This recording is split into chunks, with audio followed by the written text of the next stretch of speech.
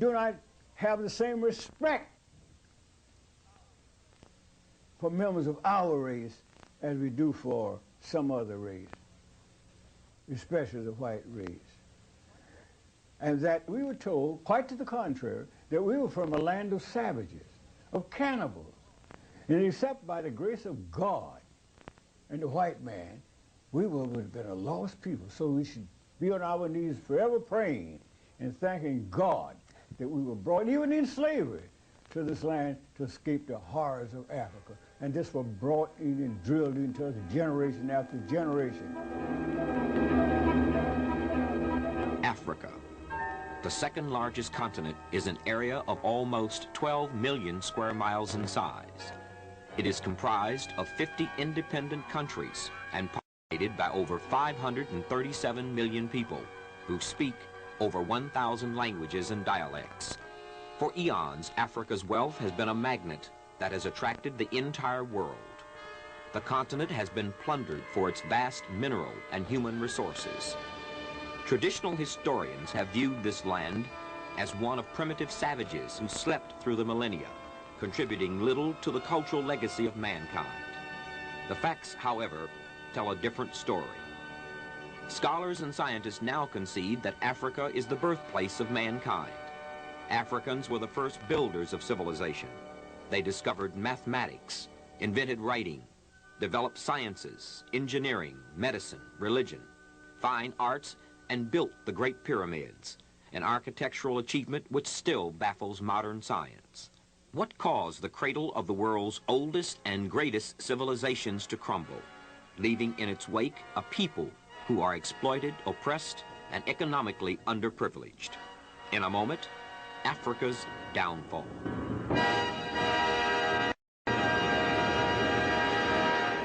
Dr. Williams, it's an honor being able to meet with you and to talk with you.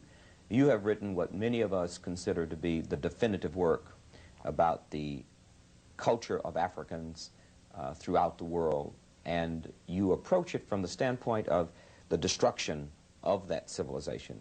Why did you choose the aspect of destruction rather than some other point of view? The aspect of destruction was emphasized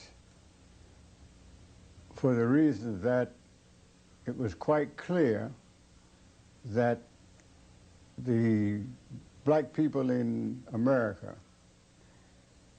seemed to be generally unaware that they had a history, that they were told that they had achieved nothing. They were told... This man says the true facts are to be found in a more thorough and honest look at history. After Dr. Chancellor Williams, a native of Bennettsville, South Carolina, received his doctorate in history and sociology, he studied psychology, anthropology, archaeology, and economics. He also taught Arabic history and worked as a professor of history at Howard University for 29 years. He won an award from the Black Academy of Arts and Letters and was the first recipient of the 21st Century Foundation's Clarence L. Holt Prize for Excellence in Literature. Now, of course, the record was there to show that much of Western civilization was built upon the foundation of the land where civilization itself had begun, and this was in Africa. Therefore, the focus had to be on Africa to see to what extent the recent revelations with the turn of the century, at the turn of the century, that Africa was the cradle of civilization. To what extent could this be actually verified?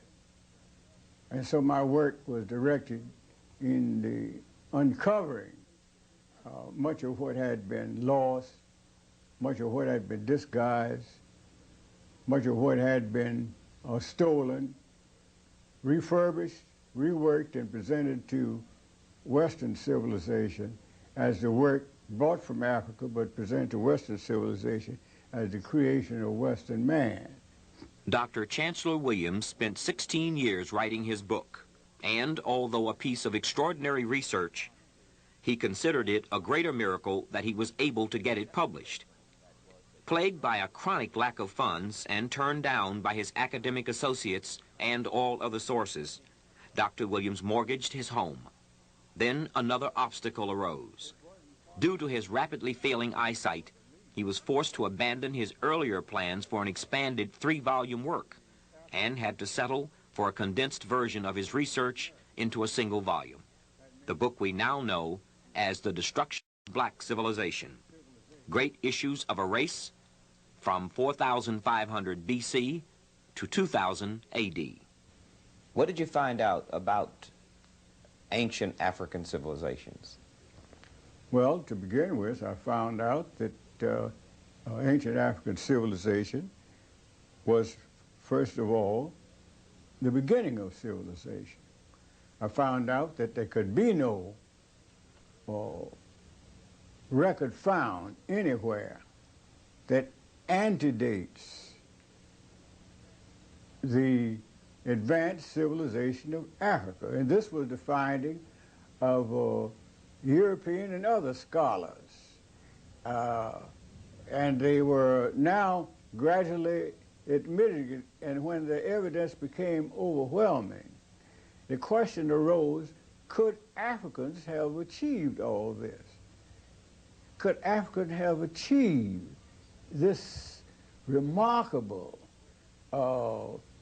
work in architecture that could be traced back for thousands of years before Christ, before Western civilization had even started? Could Africans have done this? Could Africans have achieved this high advance in mathematics, in physics, in chemistry, in medicine, and so forth? I mean, many of the things we now glorify as modern. Take the Washington Monument, for example, which is an exact duplication of ancient African architecture, which is well known. And most of the columns we see on these stately columns on buildings, which the Greeks, in studying in Africa, are borrowed from the Africans, remodeled them at Doria, at Corinth, and so forth, gave these columns the name of the cities in which they remodeled them, and gave them a Greek character. They really didn't do much changing. They merely removed the Africa and the canthus leaf at the column and modified, but otherwise it was substantially the same as Africa. Dr. Williams, were there ever laws and rules that governed the entire continent of Africa? There were laws and rules that governed the entire continent in the same sense that you have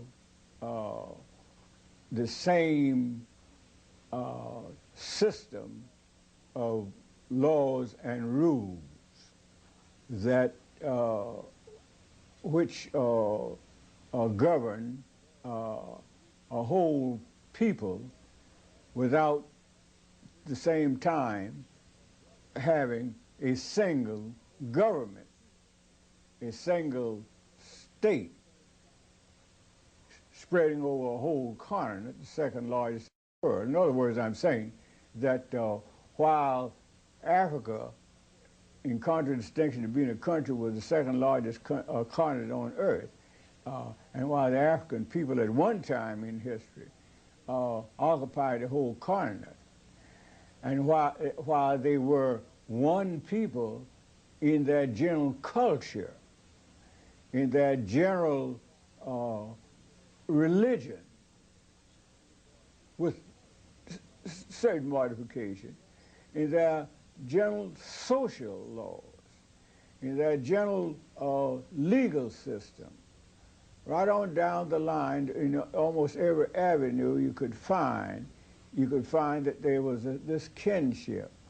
The only thing that they fundamentally different, or where they fundamentally differed, was where, of course, when they divided up and formed separate states, or withdrew, or to form separate societies, and develop different languages uh,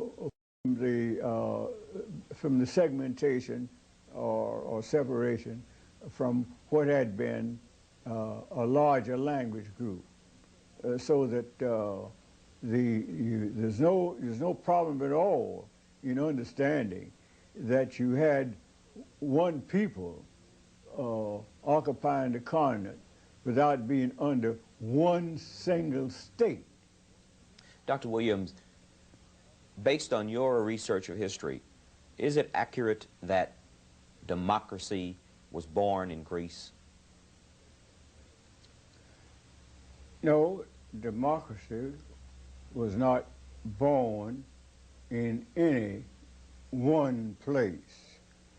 The record, as I indicate in this discussion on the chapter dealing with the African Constitution, birth of democracy, meaning birth of democracy in Africa, I made it quite clear that democracy was a system that was natural among the ancient peoples in all stages of development. Even the most primitive societies had their chiefs generally elected, and the chiefs were generally subject to the will of the group.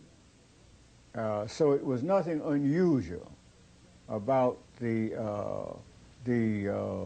head of the society being subject to the will of the tribe, which was one of the early forms of social organization.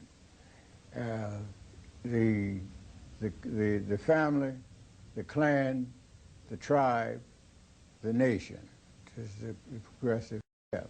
So that in Africa, you'll find that back from times immemorial, they had their own system of democracy. And it was this same system which could be found in every part of the African continent. The same fundamental laws, the same fundamental customs. No matter whether they were 5,000 miles apart, no matter whether the group had never come across the other group, they had the same system. That's why we know that we were dealing with substantially one people. So that democracy then was so long, so many thousands of years before Greece, that the mention of Greece in connection with where democracy began could only bring smiles to the face of any scholar who has really studied world history. What were some of the specific African cultures, civilizations? These civilizations, I refer to them, of course, generally as the great kingdoms and the great the empires that existed all over the continent of Africa. To the south, perhaps the greatest, at least one of the greatest, was the empire of Monomotapa, of which the present Zimbabwe is a part of what was once a much larger empire. And then, of course, those empires of Mali and of Ghana, ancient Ghana, and of Shanghai, and of the Marsi states, and so on. Many of these countries had started in a period long before Christ was born. Ghana, for example, had over 400 kings listed before Christ was born. So that these were ancient empires.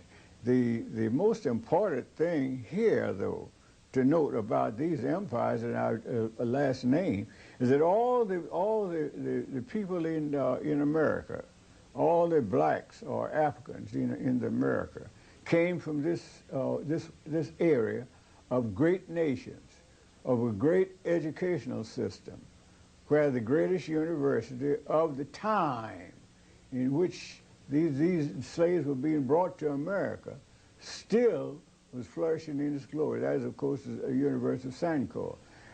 The great civilizations in Nigeria, all of these were advanced cultures. So these people didn't come as they were told and came to believe after they had lost memory of their homeland by the system of not allowing people of the same language group to be sold to the same plantation, but scattering them all over the South so that you wouldn't form a power base by having a lot of Africans speaking the same language. So this helped by this breakdown of intercommunication among themselves, helped them to lose memory. But we were told, quite to the contrary, that we were from a land of savages, of cannibals. And except by the grace of God and the white man, we would have been a lost people. So we should be on our knees forever praying and thanking God that we were brought, even in slavery, to this land to escape the horrors of Africa. And this was brought in and drilled into us generation after generation. Until even today, after we're going through from the kindergarten through graduate school, the majority of blacks today reject the idea of being called an Afro-American. Dr. Williams, if all of the things you say are true, if Africans had such advanced civilizations, hundreds of kings and one African kings in one kingdom before Jesus Christ was born, how did Africans worldwide and Afro-Americans get in the shape they're in? How did these great kingdoms, this great civilization, fall to civilizations that didn't come along until thousands of years after theirs were already established? Well, it wasn't done overnight. Their great empires were built through their industry, through their enterprising, through their industry in so many fields. And the whole societies, as I point out in the book, in practically all of them, were organized in lodges. This is where the organization of workers, but they regard themselves as craftsmen. And each working group, whether it's building boats, or whether they were stone masons or brick masons, or whether they were carpenters or whatnot, each craft was organized into a lodge. In fact, the educational system was similarly organized on a basis of 3 levels. And so you had a society that went in for production. The people who were specialized in growing rice or cotton or peppers or what have you did so not as Africans do today. Africans you hardly get Africans generally today to go on a subsistence level. Just enough for themselves, as though they're scared to produce a surplus for export and to sell to areas which do not produce the same things which they produce, and buy from the other people the things which the other people produce and which they don't have, which is trade, which is progress, which is the basis of wealth worldwide. See what they're talking about, Reaganism and that sort of stuff. There isn't anything new. The Africans were doing that tens of thousands of years ago, a system of life. So they had regular trading posts established in different villages in other countries. They had trading routes that crossed the Sahara into other lands with merchandise, camels loaded with merchandise of spices, whatever the people produced. They were an industrial people. And they sold, and they would import as well as export. And this is what made them great. I try to emphasize that When you talk about the great African empires, they didn't just become great overnight, just great. No, they became great by doing specific things. They were great people. They were industrious people. They were builders. They were producers. The whole nation was fired to produce, and they were rewarded for their work. And so they built cities and so forth and so forth. And so this is why you had this great system of nation building becoming so mighty. Now, why did they fall? They fell when this began to decline internally, and when the forces, the external forces, over centuries of effort, finally gained the day. These nations had laws, strict laws, barring foreigners from coming to the interior. Then the same system of gradually settling around the borders, that is foreign traders, and supposed to be traders, but most of them were geographers and others representing foreign, would establish little trading posts, just ask for permission to establish trading posts on the border. We don't want to come in, we don't come in, we just want to do business with you. We want to sell you what we have, we want to buy some of what you have. Well, the Africans were great traders, always great traders. So that was one of the weaknesses. They allowed them to settle along the borders, for one thing. The second thing that happened, and this went on, as I point out in the destruction, for several thousand years before the certain countries were finally taken. And when they were taken, like Egypt, look how many times Egypt was taken and retaken. You say blacks gave up Egypt. Are you saying the Egyptians were black? Of course the Egyptians were black. The name comes from the name itself, has an origin in the name of a black king. So that it became, the Egyptians were black until it became otherwise. They're not black today, and they're just like those who occupy the northern part of the Sudan are not black today. They are partly Arab, mostly Arab, and some of them are mixed, the Afro-Arabs, you might call them.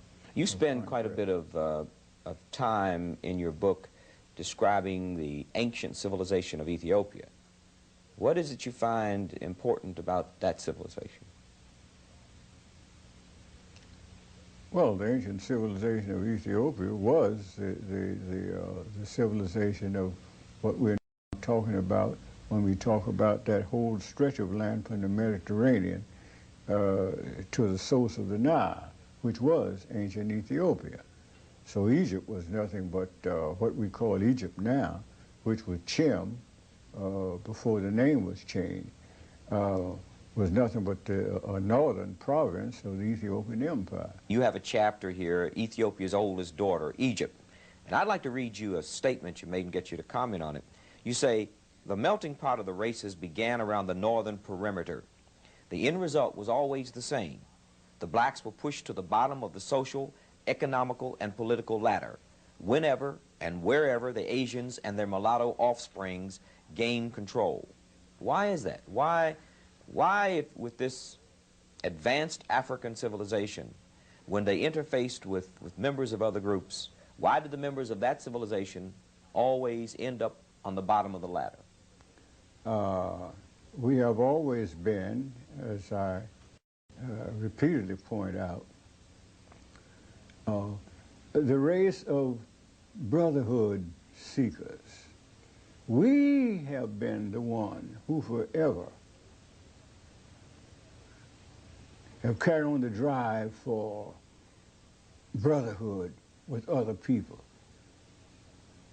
They have never sought brotherhood with us, never, except for expediency, where they saw an opportunity to play the role of big brother for a while they gain effective control.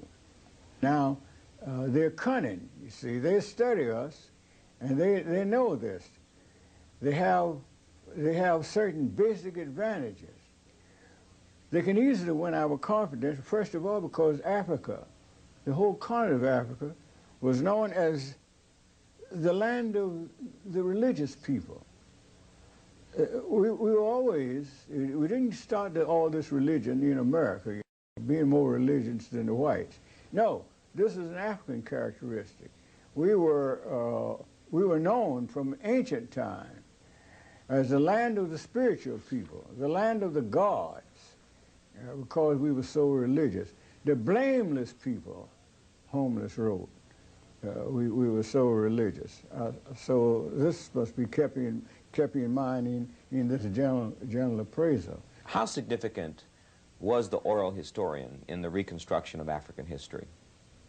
Well, the oral historian was indispensable if you're going to make a comparative study of history, in which you're going to compare what had been written, and since it all was written by foreigners, with what the Africans themselves had written, and the records of their mind, and the records of their mind turned out to be as accurate, as unerring in many respects as what